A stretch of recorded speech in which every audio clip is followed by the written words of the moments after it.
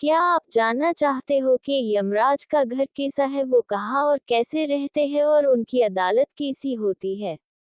दोस्तों, जैसा कि आप सभी जानते हैं कि हिंदू धर्म में यमराज को मृत्यु का देवता माना जाता है, जो यमपुरी में निवास करते हैं। मृत्यु के बाद आत्माओं को इसी यमपुरी में ले जाया जाता है, जहां उनको उनके कर्मों के हिसाब से सजा मिलती है और पुण्य कर्मों के लिए अच्छा फल मिलता है।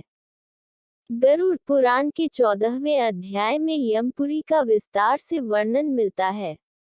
आज की इस वीडियो में हम आपको बताएंगे कि यमलोक कितना बड़ा है और देखने में कैसे दिखता है, इसे बनाया किसने है, यमराज की सभा कैसी होती है जहां मृत आत्माओं को उनके कर्मों के हिसाब से सजाएं सुनाई जाती है, सभा में यमराज किसके साथ बैठते हैं और मनुष्यों को उस सभा में किन किन द्वारों से ले जाया जाता है।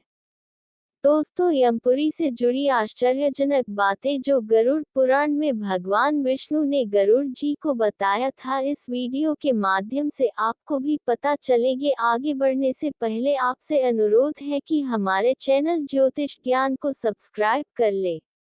गरुड़ पुराण के अनुसार जब भगवान श्री विष्णु ने अपने वाहन पक्षीराज गरुड़ को जीवन और मृत्यु का संपूर्ण रहस्य बता दिया, तब गरुड़ ने उनसे पूछा कि हे स्वामी, आपके पवित्र वचनों से मैं जीवन और मृत्यु का रहस्य जान गया, परंतु कृपया कर मुझे ये भी विस्तार से बताएं कि यमराज की वह सभा कैसी है जहां इंसानों और पृथ्वी लोक के अन्य प्राणियों की आत्माओं को मृत्यु के बाद लाया जाता है और फिर उनके कर्मों के आधार पर उन्हें सजाएं दी जाती है। तब भगवान विष्णु ने पक्षीराज गरुड़ को बताया कि हे पक्षी श्रेष्ठ, यमराज, जिन्हें धर्मराज के नाम से भी जाना जाता है, वह यमपुरी में निवास करते हैं। संपूर्ण वज्र से बना हुआ ये लोग नारद आदि मुनियों के लिए भी अगम्य है। यमराज के इस भवन का निर्माण देव शिल्पी भगवान विश्वकर्मा द्वारा किया गया है। धर्मराज का ये लोग अभेद है। ये लोग कितना सुरक्षित है कि यहाँ असुर तो क्या, देवता भी यमराज की मर्जी के बिना प्रवेश नहीं कर सकते। यहाँ यमराज की सभा होती है जिसमें आने वाली आत्माओं को उनके कर्मों के आधार पर न्याय मिलता। यमराज का ये महल चौकोर है जिसमें चारों दिशाओं में 4 द्वार हैं, जो चारों ओर से ऊंची ऊंची दीवारों से घिरा हुआ है। देव शिल्पी भगवान विश्वकर्मा द्वारा बनाया गया ये महल 1000 योजन में फैला हुआ है। देखने में यह महल चमकती हुई बिजली और सूर्य के तेजस्वी स्वरूप के समान आभायुक्त है। उस पुरी में धर्मराज का जो भवन है वह स्वर्ण के समान कांतिमान है। 500 योजन ऊंचा और 1000 खंभों वाला यमराज का ये भवन कई तरह की मंडियों से सुसज्जित है। सैकड़ों घंटों की ध्वनियां उस भवन में हमेशा गूंजती रहती है। यहाँ पर शीतल मंद बहती रहती है, जिनके बीच अनेक प्रकार के उत्सव होते हैं। यमराज की सभा बहुत विशेष है। ये 100 योजन तक फैली है। इच्छा स्वरूप आकार बदल लेने वाले तथा देवलोक एवं मृत्युलोक के सभी रसों से परिपूर्ण है।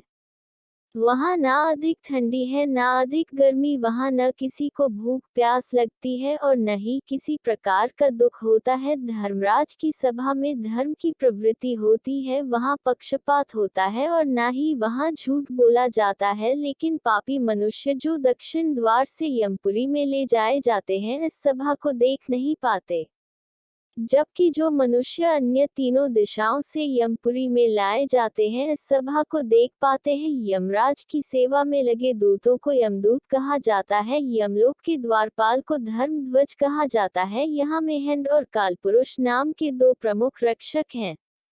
यमलोक में मृत आत्माओं के प्रवेश के लिए 4 द्वार बनाए गए हैं। मृत्यु के बाद आत्मा को यमदूत मृतक के कर्मों के अनुसार उचित द्वार से प्रवेश कराते हैं। सात्विक विचारों वाले माता पिता और गुरुजनों का आदर करने वाले सत्यवादी लोगों को पूर्व के दरवाजे से प्रवेश मिलता है। वहीं साधु संतों को उत्तर के द्वार से प्रवेश मिलता है और दान पुण्य करने वाले व्यक्तियों को पश्चिम द्वार से प्रवेश मिलता है, जबकि दक्षिण द्वार से पापियों को प्रवेश मिलता है। उत्तरी द्वार से जो भी आत्मा यमलोक में प्रवेश करती है, उसे किसी भी तरह के कष्टों का सामना नहीं करना पड़ता था। इस द्वार से प्रवेश का अर्थ है कि उस आत्मा को सीधे स्वर्ग में स्थान मिल जाता है। इतना ही नहीं, इस द्वार से प्रवेश करने वालों का स्वागत स्वयं अप्सराएं करती है। इसके अलावा यमलोक के मध्य भाग में यमराज के सहायक चित्रगुप्त का भवन बना हुआ है, जिसका विस्तार 25 योजन तक है। चित्रगुप्त का ये भवन लोहे की सरियों द्वारा चारों ओर से घिरा हुआ है, जिसमें आने जाने के लिए सैकड़ों गलियां हैं और सैकड़ों पताकाओं से सुशोभित रहता है। सैकड़ों दीपक इस भवन में प्रचलित रहते हैं। इतना ही नहीं, चित्रगुप्त के इस भवन को सुंदरतम चित्रों से सजाया गया है। इस भवन में मंडियों से निर्मित एक दिव्य आसन है, जिसके ऊपर बैठकर चित्रगुप्त मनुष्यों तथा अन्य प्राणियों की आयु गणना करते हैं। साथ ही कोई भी प्राणी जो कम करता है वह सब कुछ चित्रगुप्त लिखते हैं। चित्रगुप्त के अलावा यमराज की सभा में कई चंद्रवंशी और सूर्यवंशी राजा होते हैं, जो सलाहकार की भूमिका निभाते हैं। इनकी सलाह पर ही यमराज सजा का निर्धारण करते हैं और मृत्यु के बाद जब मृत आत्मा को यमलोक लाया जाता है तो पृथ्वीलोक की तरह ही यहाँ भी सभा का आयोजन किया जाता है, परंतु यहाँ किसी तरह का भेदभाव नहीं किया जाता। मृत आत्मा को यमराज की सभा में पहुँचते ही चित्रगुप्त एक एक कर उसके कर्मों के बारे में सभा में पढ़कर सुनाते हैं। फिर यमराज अपनी सभी सभा सांसदों से मंत्रणा करने के बाद उस आत्मा के लिए दंड का निर्धारण करते हैं, जिसके बाद आत्मा को दंड भुगतने के लिए नरक में भेज दिया जाता है। और अगर कोई आत्मा अपने जीवन काल में पाप से अधिक पुण्य अर्जित किए होती है तो उसे स्वयं यमराज स्वर्गलोक के प्रवेश द्वार तक छोड़ने आते हैं। लेकिन दोस्तों, मृत्यु के पश्चात जब आत्मा को यमलोक ले जाया जाता है तो उन्हें अपने कर्मों के हिसाब से मार्ग में भी कई तरह की यातनाओं का सामना करना पड़ता है, क्योंकि मृत्युलोक से यमलोक तक का मार्ग बड़ा ही दुर्गम है।